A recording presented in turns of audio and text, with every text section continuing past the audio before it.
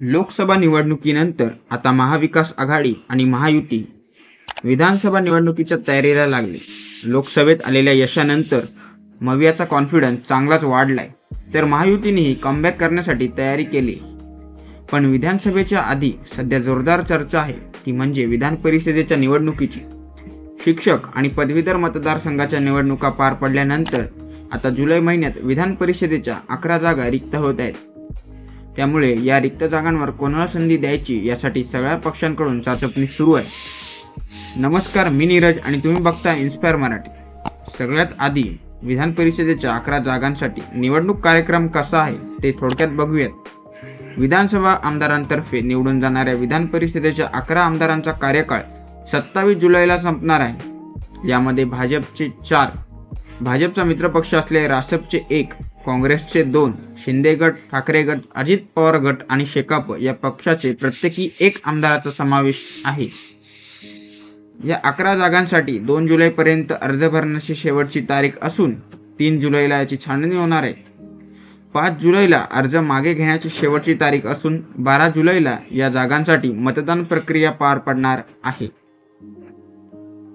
आता कोणत्या पक्षाकडून कोणाला उमेदवारी मिळणार हे या व्हिडिओमधून आपण पाहणार आहोत. सगळ्यात आधी आपण भाजपबद्दल बोलूया. भाजपचे 5 उमेदवार हे जाहीर झालेले आहेत. त्यामध्ये पहिला नाव आहे ते म्हणजे पंकजा मुंडे. 2019च्या विधानसभेला झालेल्या पराभवानंतर पंकजा मुंडेंना पक्षाकडून डावलले जात असल्याची चर्चा झाली, पण त्यांना बीड लोकसभेचं तिकीट देऊन त्यांचं पुनर्वसन करण्याचा प्रयत्न केला. पण या निवडणुकीत त्यांचा पराभव झाला.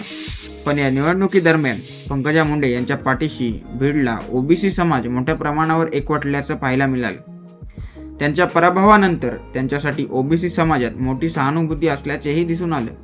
लक्ष्मण हाकेच्या ओबीसी बचाव आंदोलनाला पंकजा मुंडेंनी पाठिंबा दिला.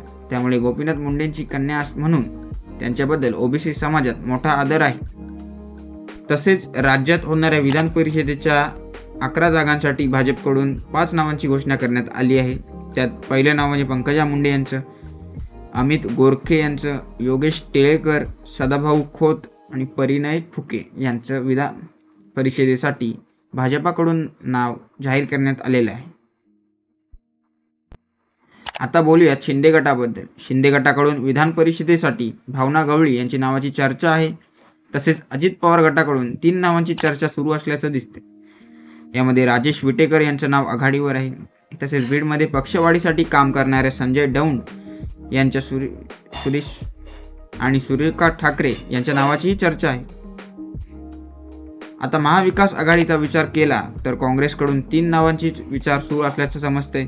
यानंतर ठाकरे गटाकडून 3 नावांची चर्चा असल्याचं सुरू आहे.